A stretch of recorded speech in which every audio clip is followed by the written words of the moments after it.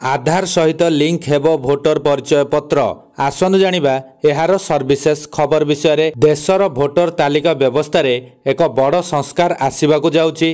देशर भोटर मानंकु दिया जाउथुबा भोटर परिचय पत्र सह आधार लिंक हेबो।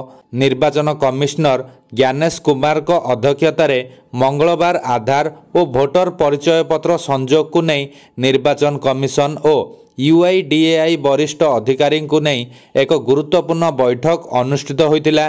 खूब शीघ्र आधार कार्ड प्रदान करुवा संस्था यूआईडीएआई और निर्वाचन कमिश्नर को मध्य एने आलोचना हेबो।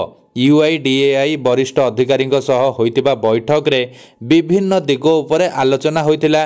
भोटर परिचय पत्र सह आधार को किपरि लिंक करा जाई पारिबो से नहीं व्यापक आलोचना होइतिला।